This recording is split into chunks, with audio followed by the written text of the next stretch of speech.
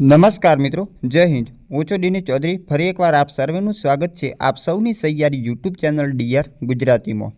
તો મિત્રો, આ વિડીયોની અંદર વાત કરીશું ખાસ શાળા સહાયક ભરતી 2025ને લઈને ખાસ અપડેટ આવી છે। આ અગાઉ પણ આપણે વિડીયો બનાવ્યો તો શાળા સહાયકની કે ભરતી આગામી સમયની અંદર આવશે તો માધ્યમિક અને ઉચ્ચતર માધ્યમિક શાળાઓને આ નિર્ણય લાગુ પડશે। સાથે સાથે રાજ્યની સરકારી ગ્રાન્ટેડ શાળાઓમાં ક્લાર્કના સ્થાને હવે શાળા સહાયક નિમાશે, જેની અંદર 250થી વધુ વિદ્યાર્થીઓ ધરાવે છે એવી તમામ શાળાઓની અંદર શાળા સહાયક મુકાશે અને સરકારે આ ભરતી માટેની મંજૂરી પણ આપી દીધી છે। ટૂંક સમયમાં આની વિગતવાર નોટિફિકેશન પણ આવી જશે। તો જે ક્લાર્કની ભરતી થતી હતી એની જગ્યાએ હવે શાળા સહાયક તરીકે નવી ભરતી કરવામાં આવશે। તો એના વિશે વિગતવાર માહિતી આપણી પાસે છે એ મેળવીશું। તો વિડીયો છેલ્લે સુધી જોતા રહેજો। ચેનલ પર ન હોય તો સબસ્ક્રાઈબ કરી દો અને બેલ આઇકન પ્રેસ કરી દો, આપણા નવા વિડીયોની નોટિફિકેશન મળતી રહેશે। તો મિત્રો, ખાસ વાત કરવામાં આવે તો આ માહિતી જે દિવ્ય ભાસ્કર અમદાવાદ 14/2/2025ના રોજ આવેલી અપડેટ છે, એટલે કે એકદમ નવી અપડેટ છે, કોઈ આપણે જૂનો વિડીયો મૂકેલ નથી। તો એની અંદર આ સંપૂર્ણ માહિતી જણાવવામાં આવી છે, જેની અંદર મિત્રો વાત કરવામાં આવે તો રાજ્યની સરકારી અને ગ્રાન્ટ ઇન એડ માધ્યમિક અને ઉચ્ચતર માધ્યમિક શાળાઓમાં 17 વર્ષ પછી ક્લાર્કની ભરતી કરાશે તેવી અત્યારે ગતિવિધિ હાથ ધરાઈ છે।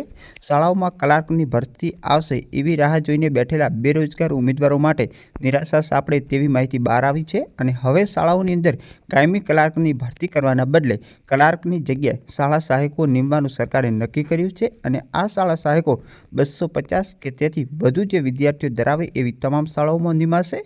ગુજરાતની સરકારી અને ગ્રાન્ટ ઇન એડ માધ્યમિક અને ઉચ્ચતર માધ્યમિક શાળાની અંદર લાંબા સમયથી ક્લાર્કની ભરતી ન આવવાના કારણે અવારનવાર ભરતી કરવાની રજૂઆત મુખ્યમંત્રી કક્ષા સુધી કરી હતી અને છેવટે ગ્રાન્ટેડ અને સરકારી માધ્યમિક શાળાઓની વ્યવસ્થા કથળી જતા સરકારે જે ક્લાર્કની ભરતી કરવાનું નક્કી કર્યું છે અને આ ભરતીની અંદર ફૂલ ટાઈમ કે સરકારી રાહે ભરતી કરવાના બદલે રાજ્યના શિક્ષણ વિભાગે એજન્સી મારફતે કોન્ટ્રાક્ટર પદ્ધતિથી ક્લાર્કને શાળા સહાયકનું નામ આપીને ભરતી કરાશે અને 250 વિદ્યાર્થી દીઠ એક શાળા સહાયક અપાશે।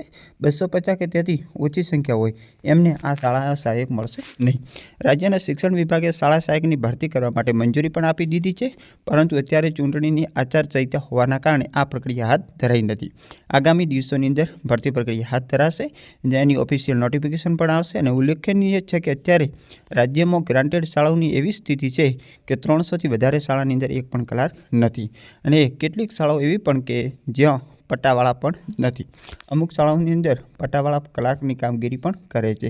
આવા સંજોગોમાં ક્લાર્કના બદલે શાળા સહાયક ભરતી કોન્ટ્રાક્ટર પ્રથાના પ્રોત્સાહન અપાઈ રહ્યાનો કારણે અસંતોષ પણ વ્યાપ્યો છે। તો આગામી સમયની અંદર આ શાળા સહાયક કોન્ટ્રાક્ટર પદ્ધતિ ઉપર કરવામાં આવશે, જેની આપણે વિગતવાર નોટિફિકેશન આવશે એટલે ફરી મળીશું નવી અપડેટ અને નવા વિડીયોમાં। ત્યાં સુધી જય હિન્દ।